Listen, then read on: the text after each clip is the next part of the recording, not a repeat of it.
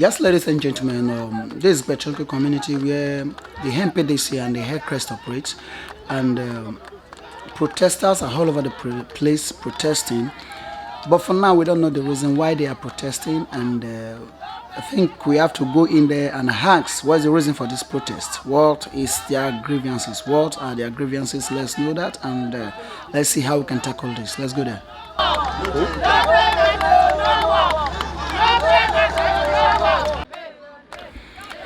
And also speaking on the side of the company, one Mr. Prince Hodgie, the company representative, who is in charge of the barging operation, addressed the protesters. I may not be an authority to resolve these issues here and now, but at least I am a team lead here, and I'm here to hear your grievances officially so that I can go in and then be able to communicate the same to the office, because if we don't pass it to the office, nobody will know that you came. So that's why I'm here, so that at least I will hear from you. Let me know what exactly the grievances are, because if somebody is coming to harass you, the person will tell you, see what you did to me, or see what you have not done to me. Based on that, we'll pass it on to the higher authorities, and then we have a community relations team that will surely swing into action and engage you.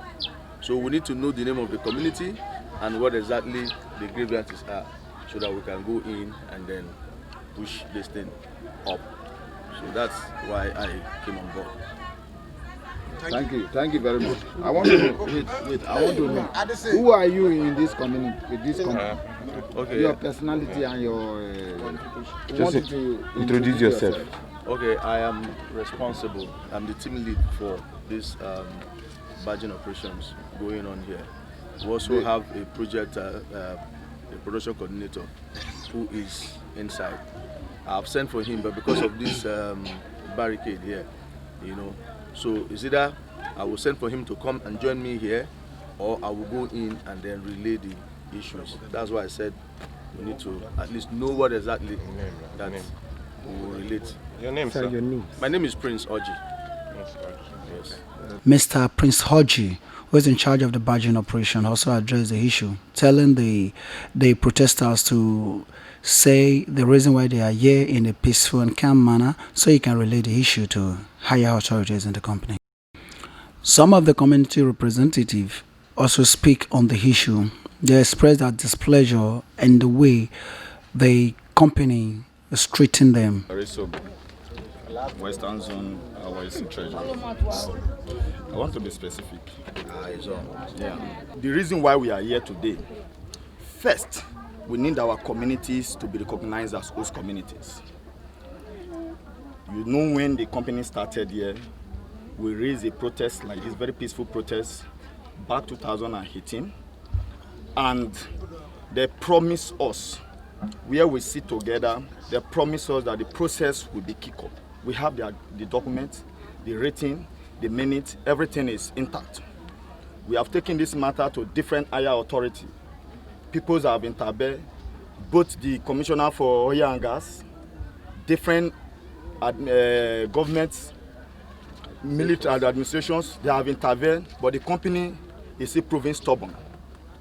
What we need here is we want our community to be recognized as host community, and the money, the treasure money, they started with us. They are holding us more than even 2 years now.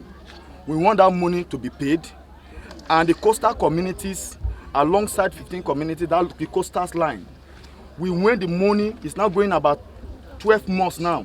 We want that money to be paid. If that can be done, I think everything will subside. Thank you. My name is Eunice Mono. So what will make us here today? Since this company come this area, since last year, now they pay only 1 month. Since that last year to this year, nothing payment like that. They know they pay us.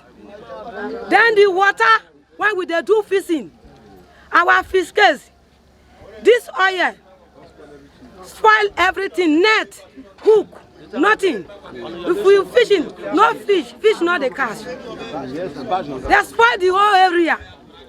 We know they feed, they train our children. Because of the sheep when they pass for the river, they know they pay. And if they spoil the river, we know they feed the sea money they train our children. Even to eat, a problem. Hungry now we do. So now the purpose we are here today. So what do you want? What do we want? What do you want? Federal government. Make this Npdc pay us our money. Okay, Mr. Senior Kiri, community representative. Okay. What are your demands to end to the company today? Simple, my demand is simple. Our demand is this. We need this company, as I said, Npdc and Elcrest, to give our community recognition. We need recognition. Without recognition, there is no operation. This operation should be stopped. But today, as we are now, the community, they are tired. What we are demanding for, this operation should be stopped. Till when the issue of recognition, one, then the coastal lifting right, these 12 months they should pay. Then also the dredging operation, as of that last 30 now, 16 months, they are still holding that dredging operation. So this is our demand. We need our money and we need recognition of this our communities. Thank you very much. My name is Wowo Angasi. Also, one of the headers from the community speak on the issue, telling the federal and the state government to intervene on the issue so the company can recognize these communities and pay the outstanding lifting coastal allowances. Come to our area. You know, listen us. You know, make us well. We don't first. Now, if you don't recognize us, our community, the river go left for you. So our money, when we won't pay us, they don't pay us. If you pay the money, every people will cool. You see, so we want our money and recognize our community. So you see, as the company come this area, they recognize the security people. They don't recognize some people. Why? We are the shop people. We there around this area. We shop with the security night. They this area, this river. Now recognize us and pay our money. That is us. Thank you. God bless you. Okay. I am Honorable Joe Boxing. I sat as a councillor in Warri North in the past, and I represented these communities here in Riverine area. What is happening today is no strange to your management. That in the year 1987, Shell came and acquired this Betukun prospect. During the process of the acquisition, it was a very tough thing to the communities. Few communities were only recognized, while the other communities were left behind.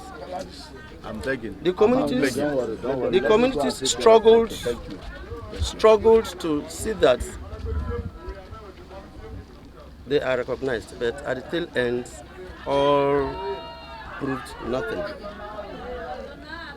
It was a very big struggle. And on that note, it was recorded that it was an oppression on the part of Shell for not carrying these communities along. Please, sir. The communities I'm talking about is the Ijaw coastal community. Ijaw coastal community. No names? Their names will be mentioned and given to you. You understand? After it will be given to you.